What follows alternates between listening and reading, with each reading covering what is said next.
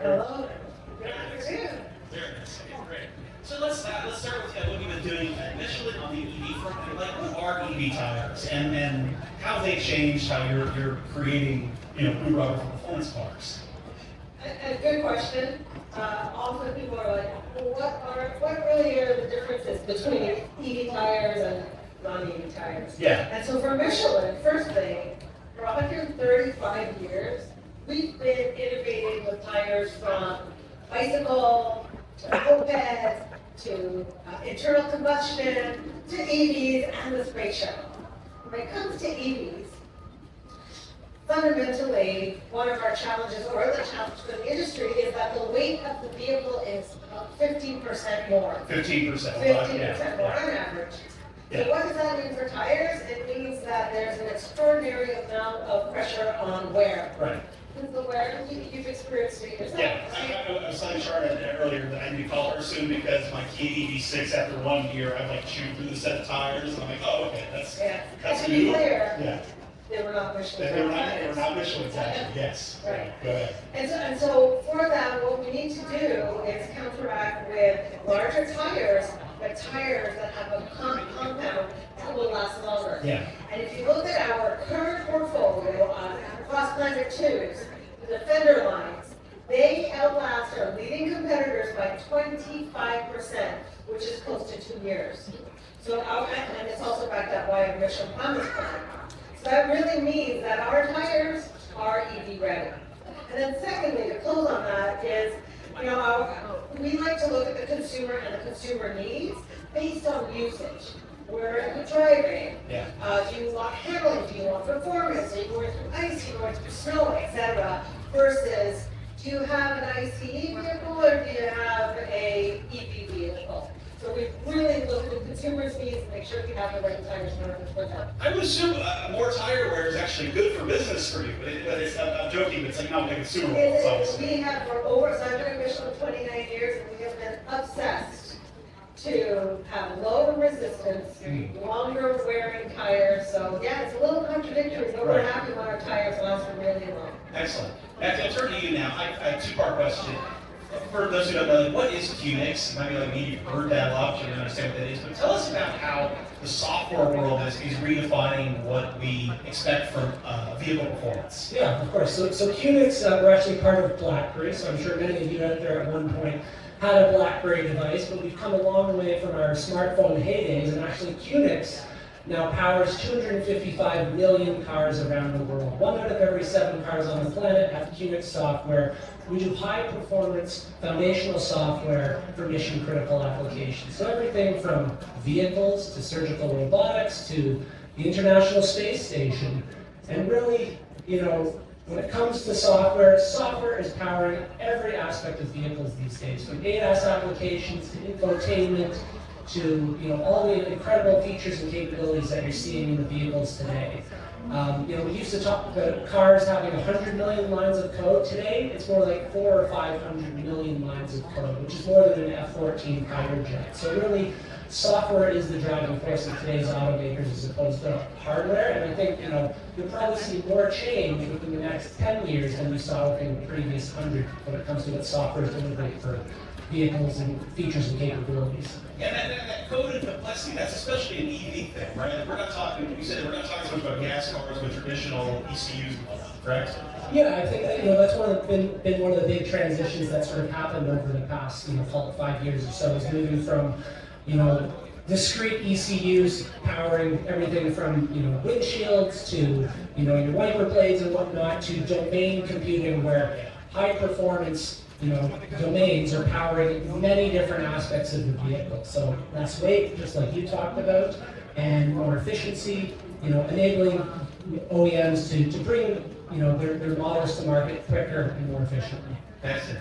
Marco, let's talk about what Can-Am's footprint has been like in the electric space. I tend to think, like most people probably do, of like, gas-powered Can-Ams, like a Spider or a side-by-side, but you've been doing a lot in the battery-powered arena. Tell us about that, please. Yeah, exactly. So maybe just to start, Canon is part of PRP, so Bombardier Recreational Product.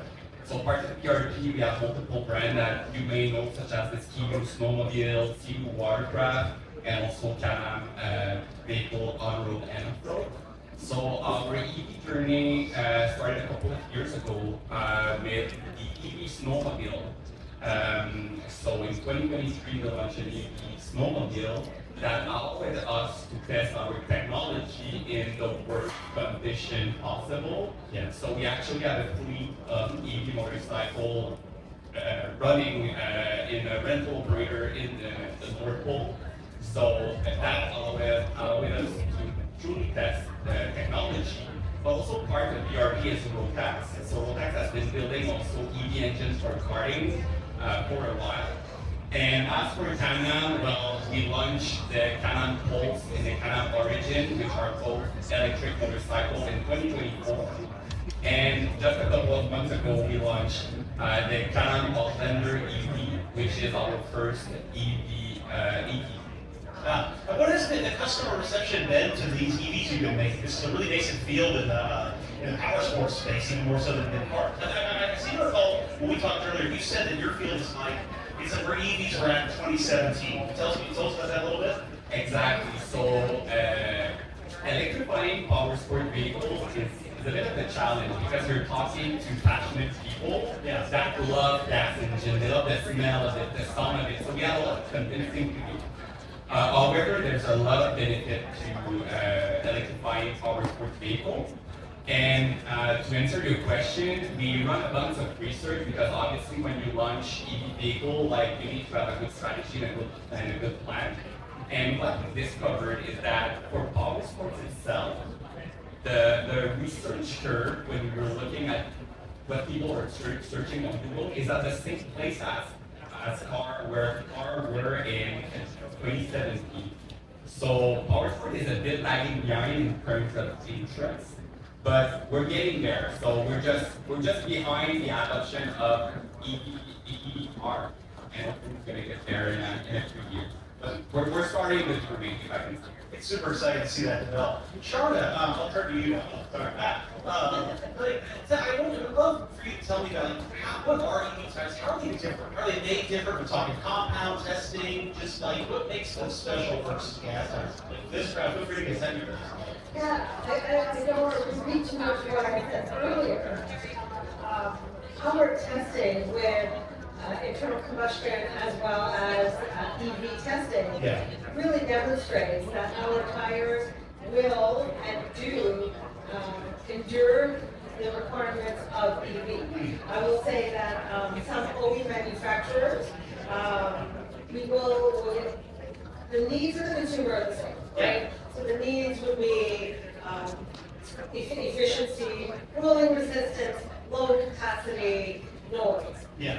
We would find that with some OE manufacturers, there's acoustic foam that is requested due to the need for the silence and enjoying the experience of EV. Be quieter when that's happening. Right. So we work with manufacturers on that, and we do have acoustic foam with some of our replacement tires as well. Gotcha. Have you decided about some of the advancements that QNX has been making in general? Like some examples of some things that you've been working on in this space that are kind of driving performance forward for this new crop of SDVs? Sure. So you can really think of us as sort of the plumbers of the SDV. And when I say plumber, I mean sort of that foundational software infrastructure, the non-differentiating aspect that the customer ultimately really never sees, right? And I think you're starting to see this paradigm shift within the industry, whereas previously a lot of the OEMs, they wanted to own the entire software stack, right? They didn't want to outsource any aspect of it, right? Vertical integration. Complete vertical integration, sort of the Tesla model, the Rivian model. Now what you're seeing is, a lot of those OEMs are recognizing, hey, because that foundational software the customer has no interaction with it, really, we should be shifting our resources to the application layer. So like they're shifting focus to what the customer sees and interacts with the UX side, as opposed to the phone. Yeah, exactly. So ultimately, that's really the new sort of battleground, I'd say, for automakers is, how do they differentiate their brand, right? How do, what makes a Ford a BMW a BMW? It's those new features and capabilities that I think are really going to set, each other apart, as opposed to sort of getting bogged down in the software coding, if you will. I won't name names, but like one thing we've encountered inside EVs is like testing this new crop of EVs and SDVs that do come with some really buggy software. And I mean, Yeah, there's an early adopter that's willing to put up with that. I think a lot of people aren't. So just get from your perspective, how important is it to get that software end-to-end right for mainstream consumers? Yeah, I think it's absolutely critical to your point, right? Like there's been no shortage of headlines these days talking about software-driven recalls or production programs that had to be paused or pushed out by a couple of years due to software issues. I mentioned that new cars now they've got 400 or 500 million lines of code. That's incredibly complex, right? Cars are really the world's most sophisticated robots. And it's really important that you get that software right because there's nothing worse than you've bought your new vehicle, you drive it off the lot, and then all of a sudden you've got a buggy infotainment system or whatnot, right? So I think it's really fundamental for the automakers to sort of get it right to make sure that they build customers for life, right? Indeed. Marco, tell me about what Canada's been doing on the software side to boost performance. Like you told me, I didn't realize this either. You do things like over-the-air updates now. Like how does that work in your world? Yeah, so for power sports, software is a bit different than for the automotive industry because our riders are not really interacting with screens. Like they have an element on their head. They are driving their vehicle with a handlebar and stuff. So it's very different in terms of experience. However, software for us kind of redefine the ride with EV. So through software, we're able to, yes, do over-the-air update, but also provide a level of connectivity that was not possible before for power sport vehicle. And on top of that, we're also able to provide new features through software, such as active region, reverse assist, and stuff like that. Yeah, I mean, what are your customers telling you that they